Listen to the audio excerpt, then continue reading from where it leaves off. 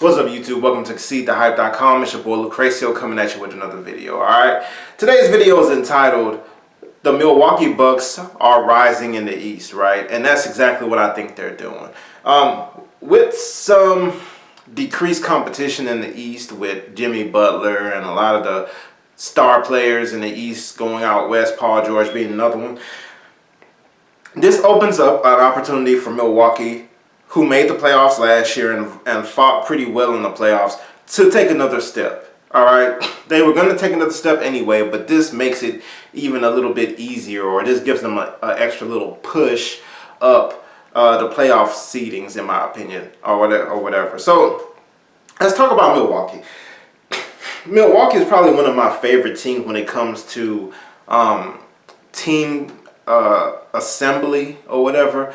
The way Jason Kidd is putting together this roster, in my opinion, he has very good foresight, right?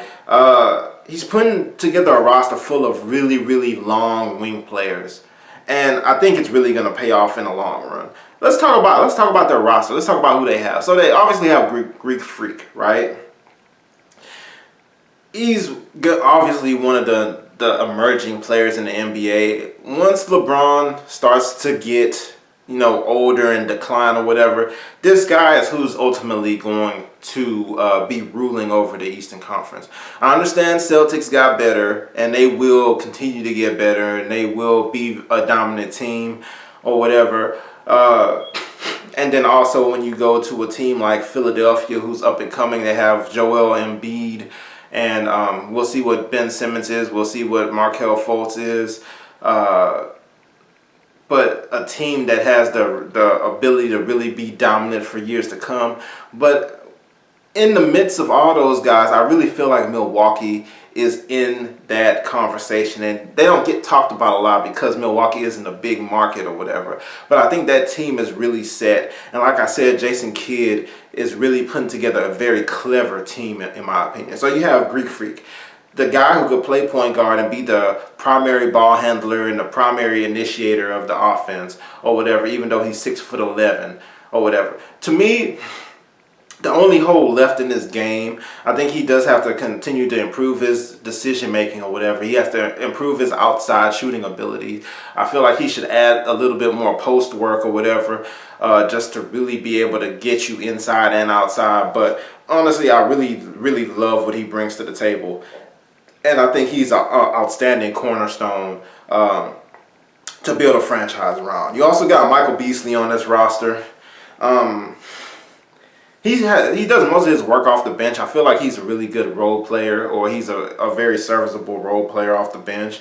I'd like to see him earn a greater role in that team, to be one of the more core pieces of that team, because I really never stopped believing in Michael Beasley. I understand he's a power forward and he's undersized and this and that, but as the NBA continues to get smaller, I feel like this is the time he should really be emerging as a basketball player and really be one of the better players or whatever, because he can really score in the post. Like, we haven't seen it in the NBA at a super high level yet, but he can really score. He's a player that should really be a bigger contributor than he has been. Yeah, Michael Brogdon. I really like Michael Brogdon. I like what he brings to that team. I like the fact that he doesn't have to be a true point guard, because a lot of the ball handling responsibilities and playmaking go to Antetokounmpo, but he's also there to fill in as needed or whatever. He's a pretty good shooter from long range or whatever, which is necessary. I like the idea of playing Antetokounmpo with like kind of two shooting guardish type players or whatever, because you can basically, if he's going to be your main playmaker, you don't actually have to always have a true point guard on the court. So I like Malcolm Brogdon, the Rookie of the Year, by the way. I really like what he brings to the table. Let's talk about Matthew Dellavedova.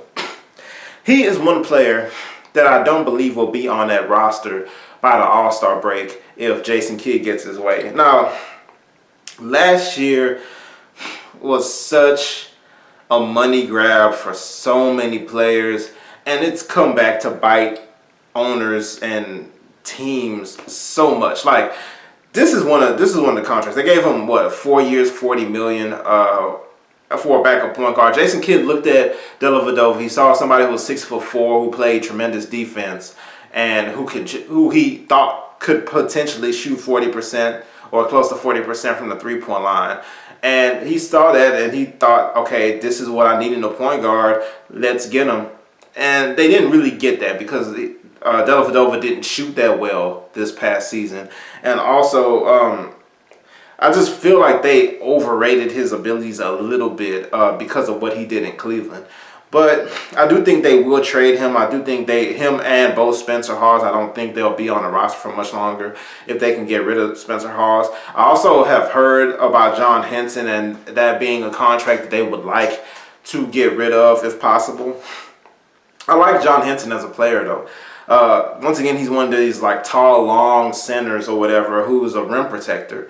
So, but I think they're not happy with what they get on the offensive end from John Henson or whatever. So I feel like if he could kind of add some more to his game, he could be a very valuable piece for them. But he's also somebody else who comes up in trade rumors quite a bit. Let's talk about Thon Maker. Thon Maker is going to be one of the bright spots of this team because I think he was, the 13th pick or whatever last year. He's a player that's going to continue to grow. He's 7'1". All right, he was like one of the biggest high school prospects out there. He can shoot threes, even though you don't see it as much in the NBA because he needs to grow into it on the NBA level. But he can shoot threes. He can handle the ball. He can basically do quite a lot more than we saw last year. They had him last year doing a lot of trying to train him to be a better rim protector and things of that nature and play the center position. But when he really gets going, you're going to see he has a lot more versatility to his game than people got to see or whatever. Because a lot of people were confused. It's like, oh, Thon Maker, I've heard the name or whatever. But when you watch him play, it's like, oh, well, that guy isn't that great or whatever. Well, no, he's going to show a lot more as his career progresses. Chris Middleton, in my opinion, possibly next to Antetokounmpo, the most important player on that team. He's another playmaker, another ball handler on that team.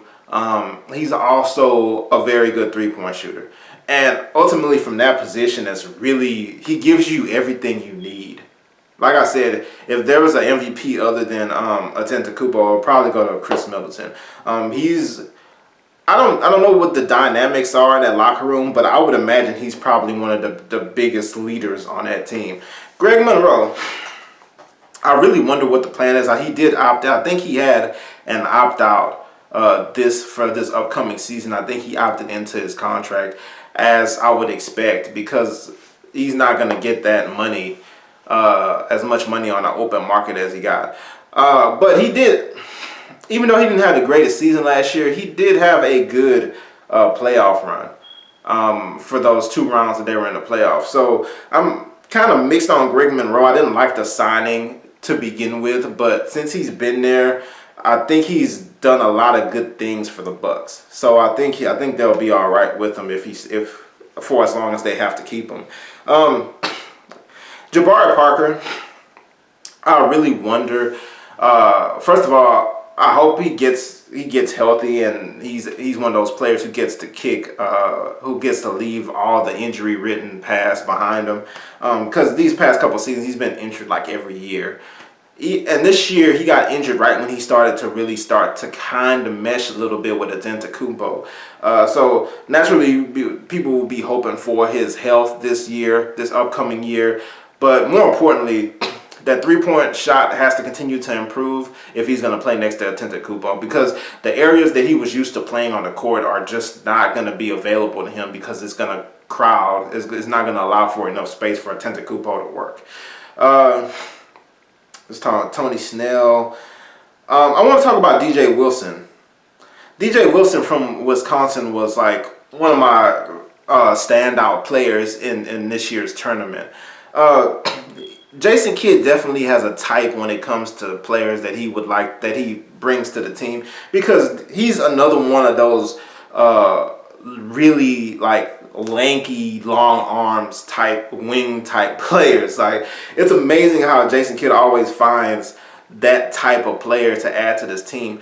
And another thing is, I would not be surprised if somewhere in middle season you see, if the Spurs would let him go, DeJounte Murray from the San Antonio Spurs would fit absolutely perfect with this Bucks team. I'm pretty sure Jason Kidd has tried to grab him multiple times, but we'll see whether or not they have the piece that can get him.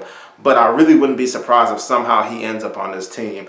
But yeah, DJ Wilson is another one of these guys who fit perfectly with what Jason Kidd is trying to do. Another one of those long, lanky guys who tries really hard on defense. And I think he'll be a player. Now, he didn't have the offensive game of a player where it could translate to the NBA or whatever from what I saw in college. But as a hustle player, as a defender, as just a contributor, a role player, or whatever, I think he will be very good for them. He's a really, really good rookie for Jason Kidd.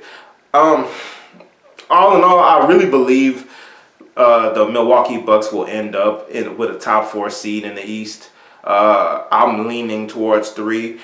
We'll see what kind of damage they can do in the playoffs, but I really like the assembly of young talent that Jason Kidd and that front office was able to put together. And not even necessarily for just next year, but going forward, I think the future is really, really bright for Milwaukee. And I think they're ultimately the team that's rising in the East. All right, leave your comments. Let me know if you agree, if you disagree, if you think the Bucks are a lot better or almost the same as what they were last year. Like the video, leave your comments, subscribe. All right, see you next time.